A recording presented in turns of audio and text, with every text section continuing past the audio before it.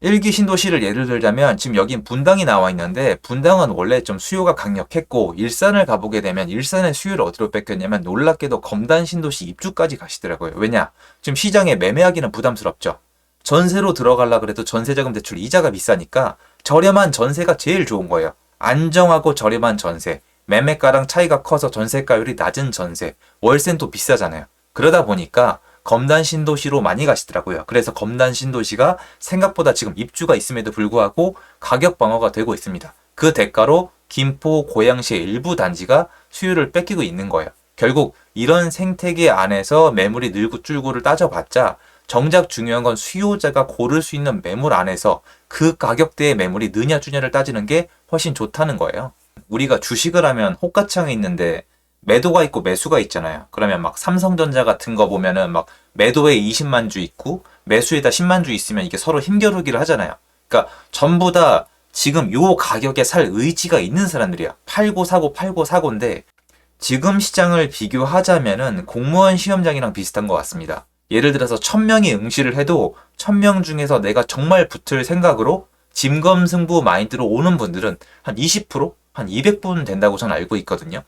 지금 시장도 진짜로 살 사람 따로, 진짜 팔 사람은 따로 있고 나머지는 참여는 하지만 안 팔리는 호가에 내놓고 기다리거나 아니면 경매나 공매나 아니면 진짜 초급매 아니면 안 사겠다고 저가 매수하겠다고 생각하는 사람이랑 이렇게 좀 나눠져 있습니다. 그래서 실제 거래는 적게 되는데 남아도는 잉여 숫자가 되게 많은 시장이라고 생각을 합니다. 요거를 알고 나서 지금 기사를 한번 보면은 이해가 빨리 되더라고요. 여러분 안녕하세요, 고롱장입니다. 요즘 기사에 이런 얘기 많이 들으시죠? 물건을 걷어들인다. 물건이 늘어났다. 금매가 없어졌다. 금매가 늘어났다. 그런데 정작 시장에 나가보면은 변한 건 없단 말이에요. 굉장히 답답한 상황인데 이게 왜 이런지 제가 조금 더 세분화시켜서 지금 시장을 전달해 드려 볼게요. 왜냐면 이거는 저처럼 아예 전업으로 뺑뺑 돌아야 연계성이 생기는 거지. 대부분의 사람들은 본인의 동네를 많이 보게 돼 있거든요. 검색을 하셔도 내가 집을 가지고 있는 동네를 보게 되지 아무 이유 없이 저처럼 다니진 않잖아요. 저야 뭐 기회를 찾겠다고 다니는 건데 요거를 좀 전달해 드리고자 합니다. 같이 한번 보시죠. 시청하시기 전에 구독하기, 좋아요, 멤버십 부탁드리고요. 멤버십 매주 토요일 라이브를 진행하고 있습니다. 그리고 제 초급 강의는 아래 링크에서 확인이 가능하세요. 요 보면은 매물 거두는 집주인들 이렇게 나와 있습니다. 이게 일기 신도시 특별법 때문에 그런데 요새 이슈가 얼마나 많냐면은 예전에 이제 김포에 신도시 하나 더 지정됐잖아요. 그때 또 걷어들인다. 토지 걷어들인다. 이번에 택지 지정했잖아요. 이때도 걷어들인다. 그리고 뭐 무슨 이슈만 나오면 매물을 내놨네 드러내네 하는데 또 반면에 요것도 보셨잖아요. 서울 아파트 매물수 늘어나는 거. 요거 보면은 물론 저기는 경기도지만 매물이 경기도도 늘고 있거든요. 이게 혼돈스러울 수밖에 없겠죠.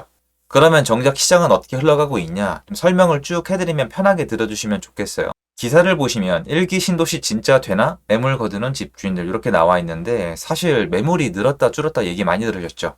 옛날에 김포에 신도시 하나 지정했을 때 뭐 토지나 아파트 들어간다 나온다? 또 한쪽에서는 요새 서울 아파트 매물 막 폭발적이다, 늘어난다, 이제 하락한다는 얘기가 나오고 있고 이번에 얼마 전에 택지 지정 또 했잖아요. 구리랑 오산이랑 이런 데다. 그러니까 또 매물이 없어졌다 이런 얘기가 나오고 있는데 실상 가보면 이제 서울 아파트 매물 건수는 늘고 있단 말이에요. 이걸로 컨텐츠도 굉장히 많이 나오고 있는데 이게 참 읽었을 때 와닿지가 않잖아요. 그래서 시장을 좀 세분화해서 좀 정리를 해볼게요.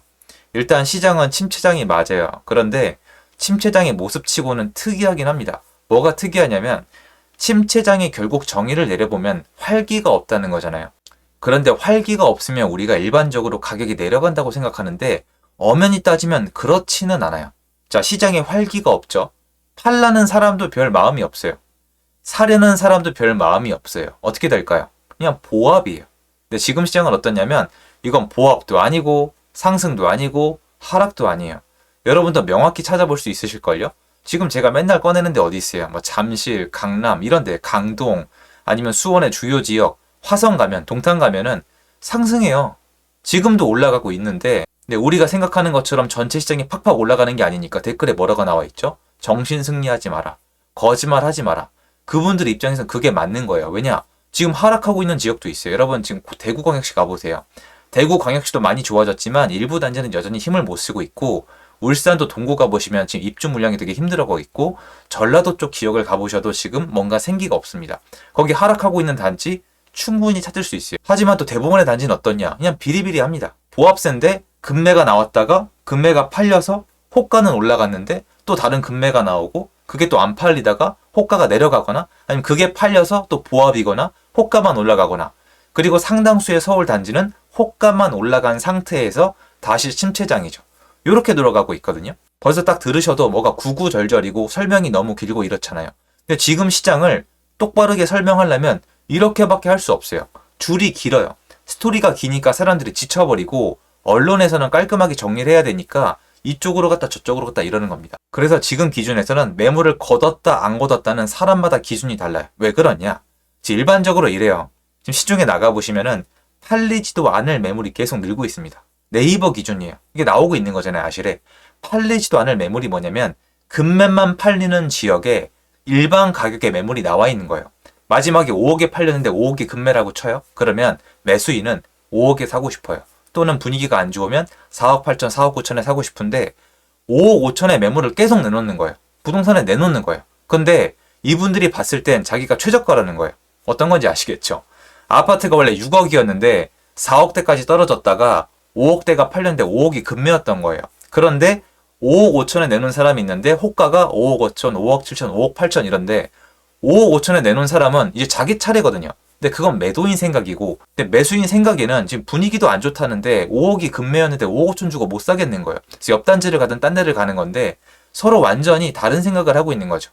5억 아니면 안 사. 대 5억 5천이면 싼 거야. 의견이 안 맞는단 말이에요. 근데 5억 5천, 5억 6천에 내놓은 사람이 물건을 걷어들여도 시장에 반응이 있을까요?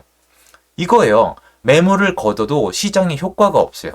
매물을 거둔 건 맞는데 거둔 매물이 일반 매물이었잖아요. 그러니까 소용이 없는데, 시장에서 정작 중요한 건 뭐냐면은 호가가 올라가면 호가를 따라갈 건데 급매가 없어지는 단지예요. 거기가 바로 잠실이었습니다. 거기가 바로 마포의 공덕역 주요 지역이었고요. 사람들이 살 마음은 있어요. 최저가인 사고 싶어요. 이런 단지, 수요가 많은 단지를 매물을 걷어들이면 가격이 올라가면서 원래 우리가 상상하는 매물을 걷었다의 효과가 있겠지만, 지금 대부분의 단지, 호재를 가지고 있는 단지들은요, 매물을 걷어봤자 일반 매물이기 때문에 효과가 없는 거예요. 그럼 또 다른 쪽으로 들으면 막 시장이 되게 안 좋은 것 같잖아요. 또 그렇지도 않아요. 왜 그러냐면은 결국엔 여기도 급매가 나오면 팔립니다. 그게 지금 거래량의 정체예요. 지금 거래량은 수요가 강력한 지역 외에는 급매만 거래가 된 결과물이고, 그 증거로 지금 급매가 팔리다가 급매가 많이 줄었거든요. 급매가 줄어서 올라간다는 뜻이 아니고 여러분, 급매가 팔리니까 이제 준 거고, 급매도 내놓을 수 있는 사람이 정해져 있어요. 예를 들어서 내 집 한 채 갖고 있는 사람은 급매로 못 팔아요. 그리고 두 번째로 갈아타기 할 사람도 급매로 팔기 되게 어려워요. 그런데 세 번째로 다주택자는 급매로 안 팔면 세금에 깔려 죽어요. 근데 다주택자가 그렇게 많지가 않거든요. 우리 상상하는 것처럼. 그럼 얘네가 급매를 내놓다가 얘네가 줄어들면 급매가 더 이상 없는 건데 수요자가 이 급매 아니면 안 사는 겁니다. 그러니까 시장이 지금 뱅뱅 도는 건데, 급매가 주니까 거래도 주는 거예요. 그런데 급매가 주니까 일반 매물은 많이 내놓으니까 일반 매물은 쌓이는 거예요. 그러니까 시장이 말 그대로 침체장, 서로 다른 생각을 가진 상태에서 빙빙 돌면서 거래가 안 되는 그런 시장이란 말이에요. 그러니까 거래가 없어서 데이터가 안 맞는 게 한두 개가 아니에요. 일반적으로 평균 거래량은 나와야지 시장이 예전 논리대로 돌아갈 건데, 거래가 없다 보니까 여기저기서 팍팍 튀는 거예요. 하락거래, 상승거래. 그리고 샘플이 적다 보니까 여기다 초점을 맞추는 거죠. 상승하는 시장이다. 하락하는 시장이다. 매물을 걷어들이는 시장이다. 그런데 정작 보면은 시세는 거기서 그럭저럭 그대로 가고 있습니다. 그래서 앞으로는 언론에 나와도 매물이 늘었다 줄었다 해도 약간은 반신반의를 하셔야 돼요. 매물이 늘면 뭐예요? 줄면 뭐예요? 정작 거래되는 가격이 중요한 거잖아요. 일물일가지예요. 여러분 부동산 매도할 때 여러분이 매도 가격은 정할 수 있어요. 호가는 정할 수 있단 말이에요. 매수인 여러분도 내가 전세 월세로 도망갈 수도 있고, 도망가는 건 아니죠. 선택인데, 아니면 내가 원하는 가격 아니면 안 사면 땡이란 말이에요. 그래서 정작 거래되고 있는 가격이 중요한 거예요. 거래가 가능한 가격에 물건이 늘고 있다. 요렇고 거래 가능한 가격에 물건이 줄고 있다. 이건 중요한데, 어디를 봐도 그냥 나가보고 몇 단지 본 다음에 매물이 늘었다, 걷어들인다, 안 판된다, 또는 안 산된다, 이렇게 가고 있는데, 지금은 거래가 적기 때문에 결과물, 가격을 중점으로 봐도 상당히 괜찮은 시장이라고 볼 수가 있습니다. 가격을 중점으로 보기 위해서 급매가 있냐 없냐, 또는 이 시장은 수요가 강력해서 올라간 호가에 사냐 안 사냐, 또는 안 사고 도망갈 수 있는 전월세 시장이 있냐 없냐, 요거를 따지는 겁니다. 도움됐으면 좋겠습니다. 제 영상 여기까지입니다. 좋은 하루 되세요.